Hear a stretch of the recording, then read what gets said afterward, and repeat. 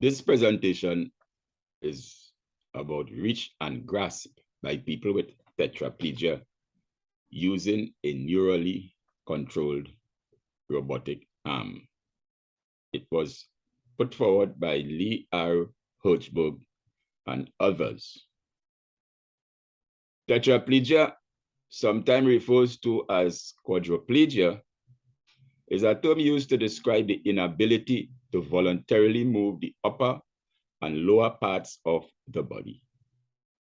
The areas of impaired mobility usually include the fingers, the hands, arms, chest, legs, feet, and toes, and may or may not include the head, neck, and shoulders.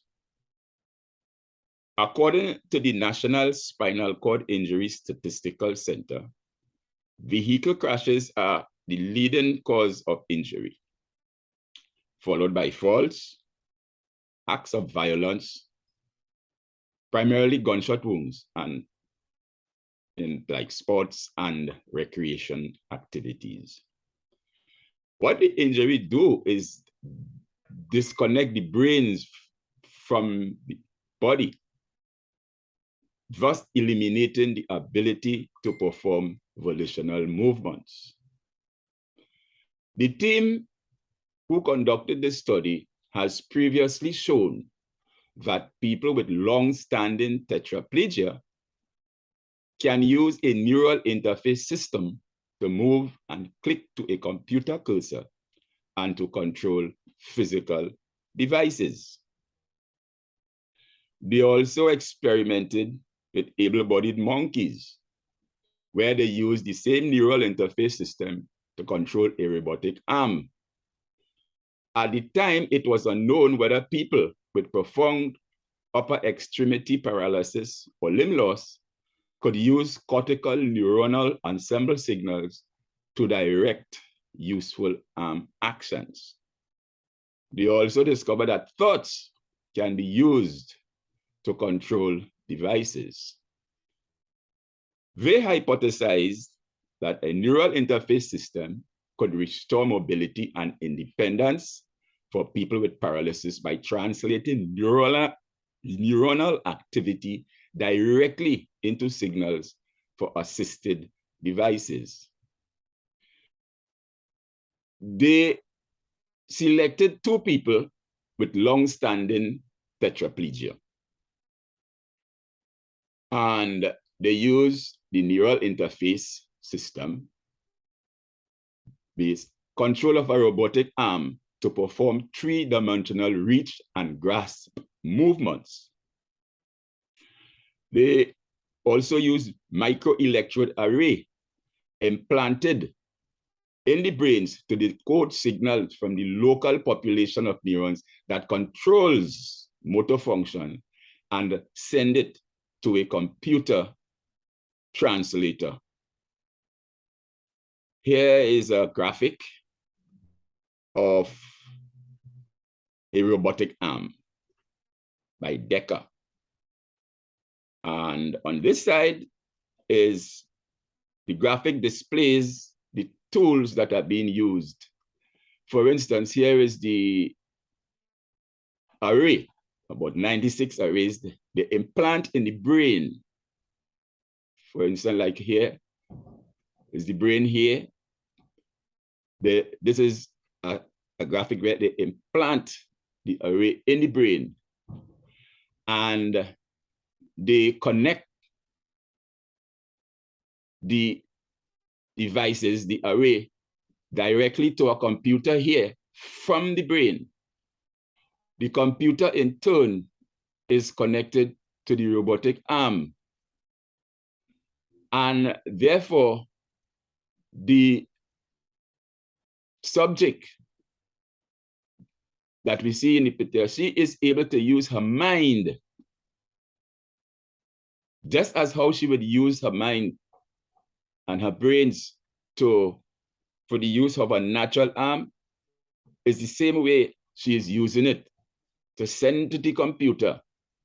The computer in turn will translate, decode the signals, and send it to the robotic arm to obey the commands from the brains of the subject. And therefore, she was able, with the assisted tools, to perform an action, as we see here, where she is able to pick up, to grasp a bottle with coffee and place it into her mouth. And for about some years, she hasn't been able to do that. So it was a great thing that she was able to help herself through the use of her mind and through the use of assisted devices.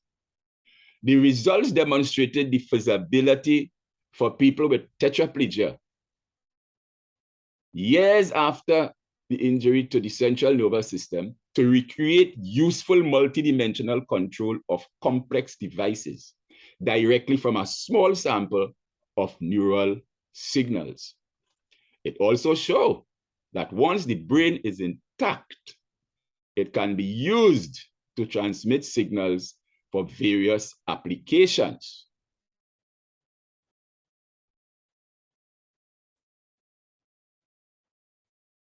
The study implies that it has the ability to restore mobility to other parts of the body.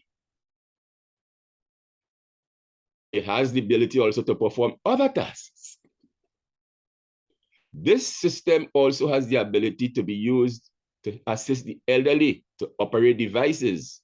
For example, in the home, it can be used to control lights. It can be used to control appliances that is difficult for the elderly to normally go about and perform these type of motor actions. So these are the things that this study has implied, that these type of things can also be used with this type of technology. The future, it seems very bright for people who has developed these type of sickness like tetraplegia, what they say quadriplegia, and other type of ailments, body ailments or disability. One of the things that can be used in the future is that instead of connecting the system through wires, it has the ability to be controlled wirelessly via Bluetooth and other devices. Also, it can be used in the field of prosthetics.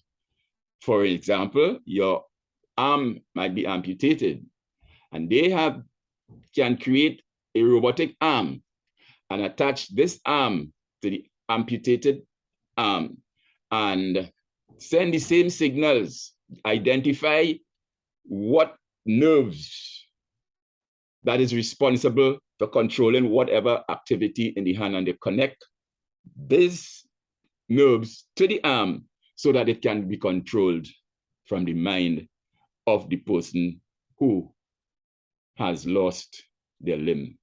So this technology holds a lot of prospects for people with these type of disability. Thank you.